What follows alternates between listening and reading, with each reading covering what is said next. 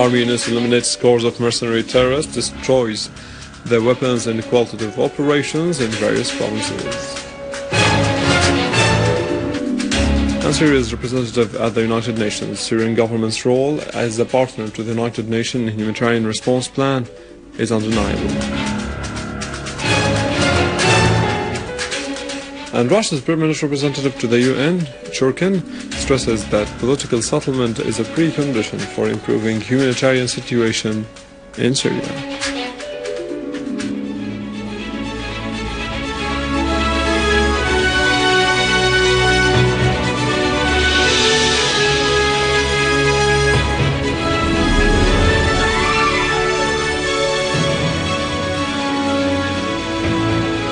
Good afternoon, this is news in English from the Syrian television in Damascus.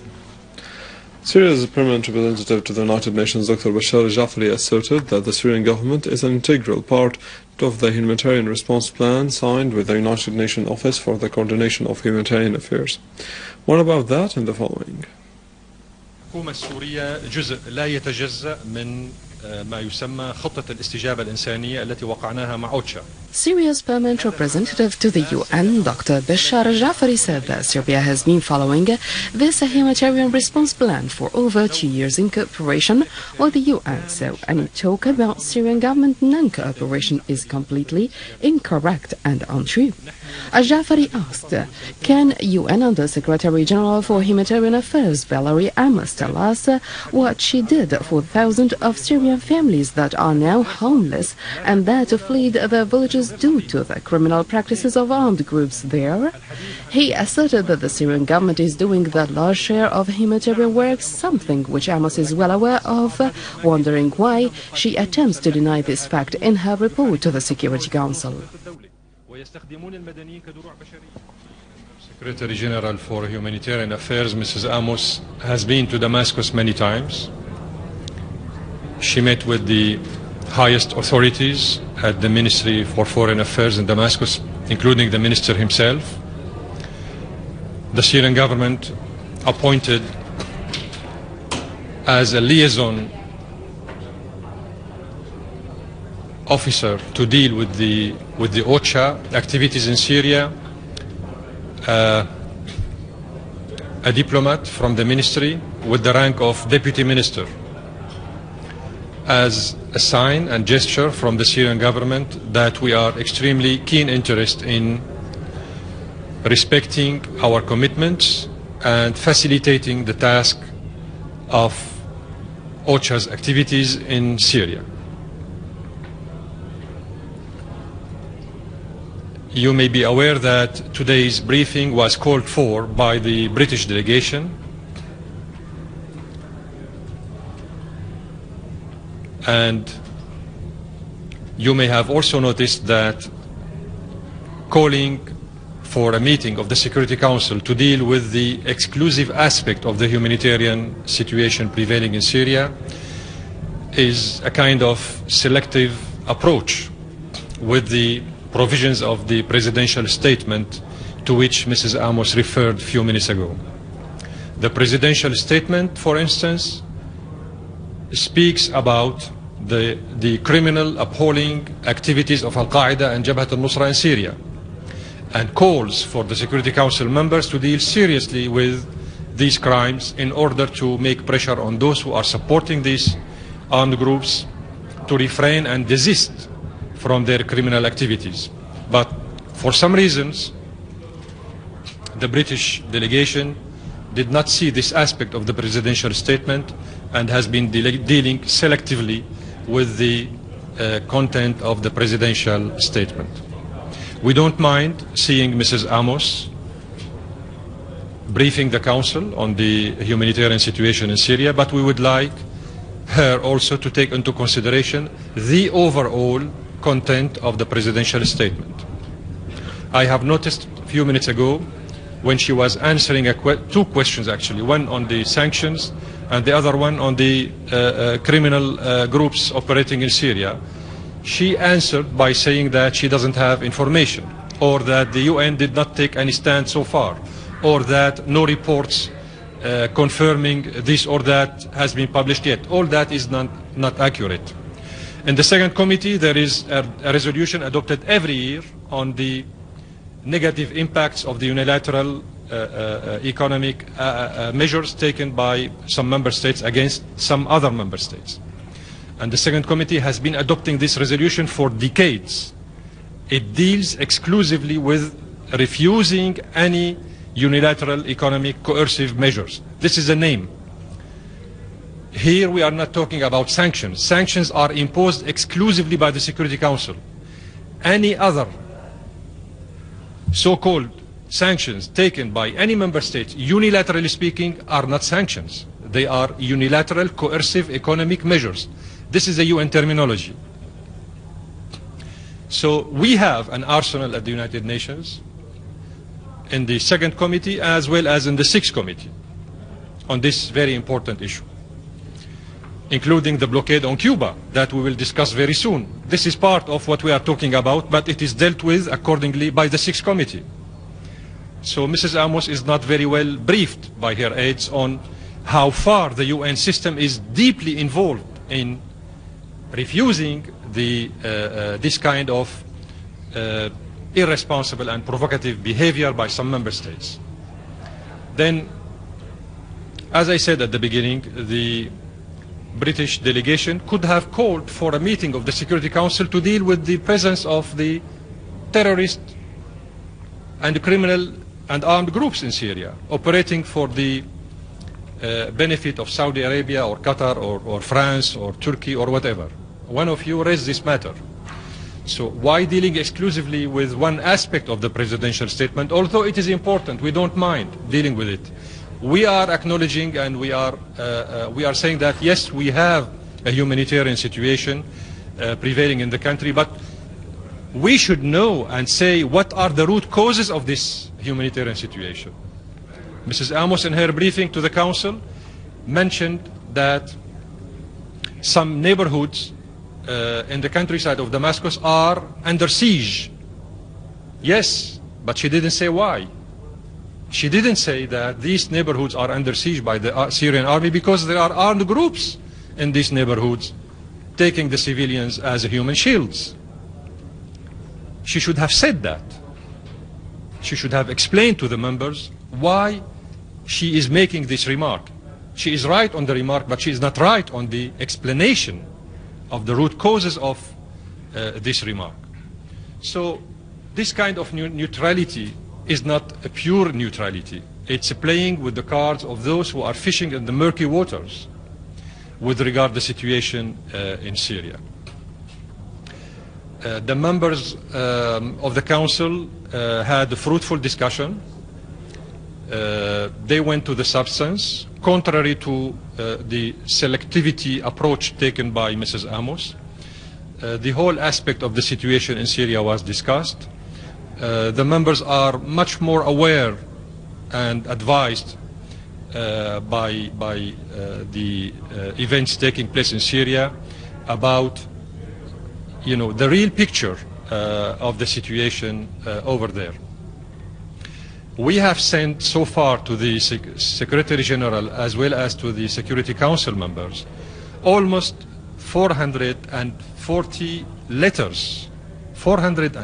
letters explaining in details all aspects related to the Syrian crisis, including 147 letters related directly to the terrorist activities of al-Qaeda and Jabhat al-Nusra and the other armed groups, which are a kind of offshoot of al-Qaeda, all operating in Syria with the Saudi money, the Turkish logistics, the Qatari media coverage, etc., etc., etc. But as if, some members have never heard about this and they don't want to acknowledge this very important fact. Syria is a victim of interference by some member states into its domestic affairs. This has been a crystal cut reality and crystal cut facts to everybody. Nobody could deny it anymore. Nobody, including those who are supporting these armed and terrorist groups, are now denying their links with these groups. The first page of the New York Times today, I'm sure you have seen it. It's about the electricity cut in Damascus. The first page of the New York Times. She said it, Mrs. Amos, but she didn't say who did it. She said Damascus was cut off electricity yesterday, but she didn't say who did it. She should have said that the armed groups detonated the gas line that conducts the gas necessary to generate the energy, electrical energy. This is what I mean by my remarks. She should have gone to the substance. She should have briefed genuinely the members about the situation in the Middle East. However, Mrs. Amos, as well as any other UN officials, are always welcomed in Damascus. We brief them regularly, on a regular basis, on the situation, and we are extending the maximum support from the government to their operations. Can you confirm the number that Mrs. Amos talked about, and why aren't you issuing visas? We are issuing too many visas to too many people. We are a sovereign nation, like any other nation. We have our own reasons sometimes to deny visa to this individual or to that individual. This is an integral part of the principle of sovereignty of any member state in the United Nations. However, we have extended visas to hundreds of people working for OCHA. If there are any minimal cases here and there, that wouldn't affect the overall picture of our cooperation with OCHA. The Grand Mufti of the Republic, Ahmed Badruddin Hassoun, stressed that the international parties have begun to realize the reality of events in Syria and their consequences, which will spread to the whole world. In an interview with the news correspondent in Moscow, Dr. Hassoun pointed out that the reason behind the retreat of those is not for the sake of Syria, but because they realized that the fire which they ignited was spread to reach them. He added that Syria has warned of extremism and has been fighting it for years, which is why extremism could not win in Syria. In a related context, and for his part, Russia's permanent representative to the United Nations, Vitaly Churkin, has asserted that the humanitarian situation in Syria could not be considerably improved without reaching a political settlement for the Syrian crisis. Following the Security Council's meeting, Churkin said that there is a tendency for the mutual work with the aim to achieve progress in the humanitarian domain, but many members of the Security Council understand that this could not be achieved without reaching a political settlement to the issue. The Turkish journalist Tulhan Tikilioglu has said that there are 4 hospitals along the Syrian-Turkish border funded by Saudi Arabia where members of the so-called Free Army and Jabhat al-Nusra are being admitted and treated. In an interview with the Turkish CNN, Tikilioglu expressed astonishment upon seeing 4 buildings on which it was written hotels, but that she found out upon entering one of these hotels that they were hospitals for treating the wounded among the terrorist groups fighting in Syria. She further added that the Turkish areas close to the Syrian border are in utter chaos in terms of arms smuggling and so many armed men, which will be counterproductive for Turkey itself. A car bomb blew up while terrorists were preparing it near Osama bin Zaid Mosque in Souq Wadi Balada in Damascus countryside. An official source said that the explosion caused the killing of many terrorists and casualties among the citizens, in addition to material damage in the site. One of the injured citizens said that the explosion took place before the end of Friday prayers, causing the collapse of the mosque's 2 entrances and casualties among citizens, in addition to material damage to the shops and parked cars in the site. A military source said that terrorist gatherings were eliminated in the villages of Mahin, Al-Hafir, Starko Street, Al-Khanqin area, in Rastan Burqa, in Al-Hula area, and in Kisin, in addition to destroying boats loaded with weapons and ammunition. The Syrian army has also clashed with armed terrorist groups who tried to infiltrate from Ad-Dar al-Kabira into the villages of Al-Khalidiyya and Al-Ghasibiyya in Homs countryside, while other army units destroyed terrorist gatherings near Al-Amal Hospital in Jurat al-Shayyah and Al-Qusur and Al-Qarabish neighborhoods in the city of Homs. In Hama countryside, army units, in cooperation with the citizens, seized a truck loaded with rockets and various kinds of weapons in the village of Al-Arusha in Salamieh countryside. In Dar'a, Armenians killed many terrorists and injured others as they also confiscated Israeli-made missiles, machine guns, rifles and communication devices. A military source said that an army unit clashed with terrorists in the city of Dar'a, killing many terrorists, while other units confronted an armed terrorist group that attempted to infiltrate into Al-Khazan area in Al-Harak town, killing or injuring all of its members.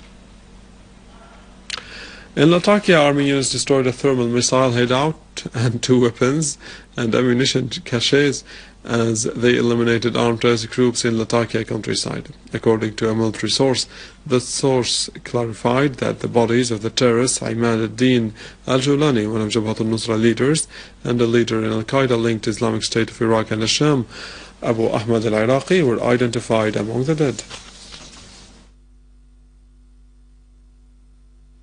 In Al-Rashidiyya and Al-Hawiqa areas in Deir ez-Zor provinces, units of the Syrian armed forces repelled attempts by the terrorists to attack checkpoints of the army, eliminating a number of them and confiscating their criminal tools.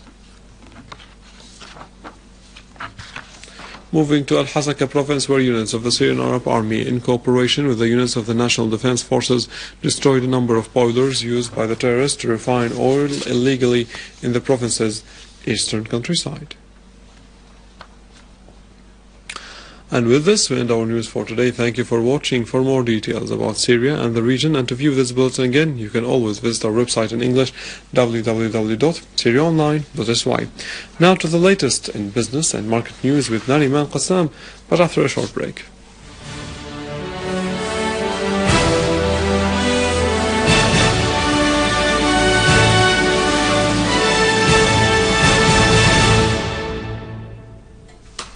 Ladies and gentlemen, good afternoon.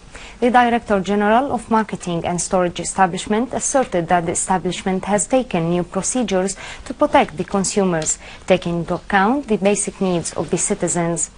On the other hand, the total sales were estimated at 6.5 million Syrian pounds in 2012, as the positive intervention of the marketing establishment since 2 years reached about 18 billion Syrian pounds.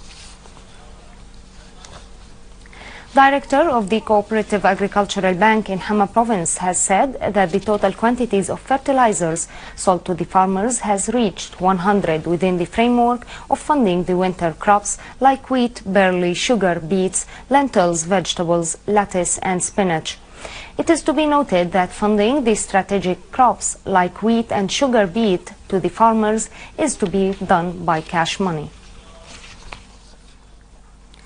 Engineer Hisham Sharaqi, Director of General Establishment of Fodder in Latakia, has announced that new storehouses and centers for storage will be opened with a total capacity of 30,000 tons, in addition to the already open centers of storage with a total capacity of 10,600 tons. The total value of the sales since the beginning of this year has reached 697 million Syrian pounds, with the total quantities estimated at 52,000 tons. The total value of purchased fodder has reached 997 million Syrian pounds. The Director of Domestic Trade pointed out that the concerned parties in Sueda Governorate have seized 7,000 liters of diesel. They were prepared to be smuggled in Hebron village. Moreover, the Directorate has seized 29 packages of sugar, 3 packages of rice and 1.5 tons of wheat in Al-Raha village. The Industrial Bank amended the commissions of 79 services that related with payment and granting loans, in addition to issuing the bank guarantees and delaying the installments. Moreover, the bank set the payments commission by 10 per thousand and a sum of 500 Syrian pounds for depositing the payment, and set the rate of 15 per thousand for granting loans by many installments. According to the Industrial Bank's decision, the commission of discounted bonds has ranged between 200 and 500 Syrian pounds. Volume of this week's exchange at Damascus Securities Exchange has exceeded 26 million Syrian pounds and 474,000, with more than 163,000 shares. The markets index has risen 38 points, closing on a value estimated at more than 1,200 points. The banking sector came first in terms of volume and value of exchange, followed by insurance and industrial sectors.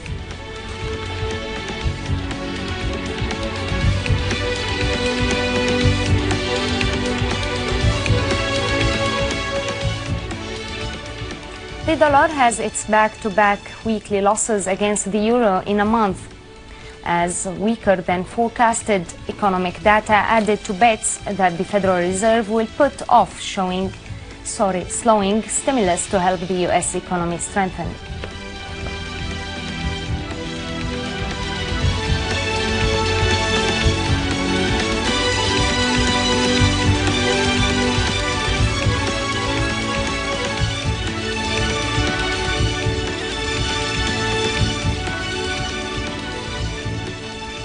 Ladies and gentlemen, this was our economic news for today. Thank you for watching. Goodbye.